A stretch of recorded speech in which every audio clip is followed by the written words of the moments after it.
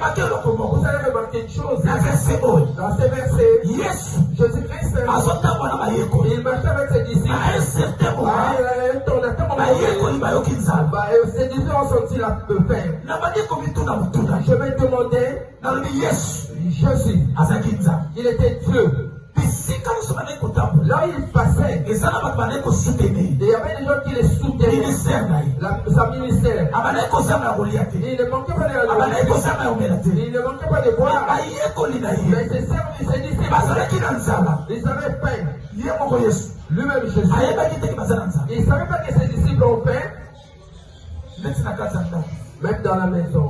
Papa il y a un père, il sort depuis le matin, il revient le soir, il sort encore, il revient encore. Est-ce que papa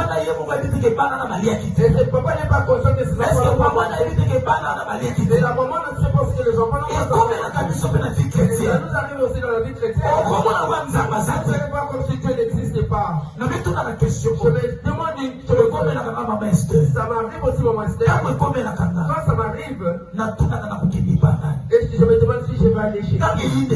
Quand ça vient aussi chez moi, il y a des choses dans la vie. Mon fils de livre, il y a quelqu'un qui reste seul avec Dieu. Je vais te dire une chose. Même dans la cercueil, la personne reste seule avec Dieu. Est-ce que je le dis, c'est vrai? Est-ce que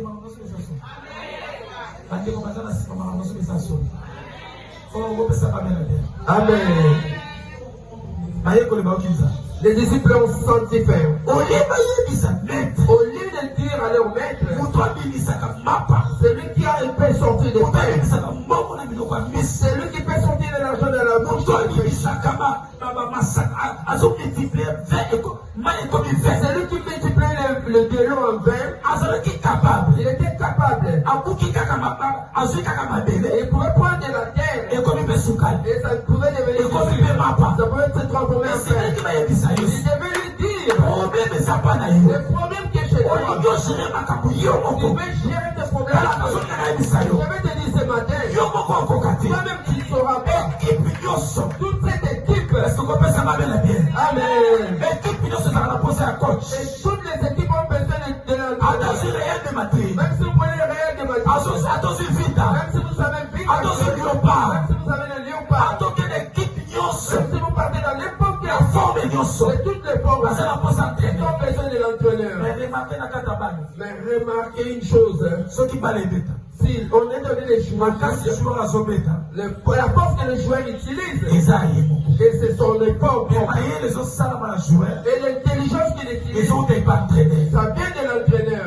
Je vais te dire une chose, à Kinshasa c'est des gens, il y a des choses qui ne sont plus bonnes, il y a des gens qui ont des petits, il y a des gens qui ont l'air points, il y a des gens qui ont les fuyons, mais toi tu as personne. Mais dans toi, il y a des questions. Je se demander pourquoi pas moi? Pourquoi Dieu ne fait pas quelque chose pour moi? Sors dans cette cage-là de cette demande de Jésus. Laisse que Jésus puisse te gérer. Et puis dis à Dieu tes problèmes. Dans ce monde, dans notre pays, on dit ceci. Quand vous voyez les sorciers crier, cela veut dire quand il répond qu'il meurt, c'est seulement Jésus-Christ. Je parle à des gens ce matin.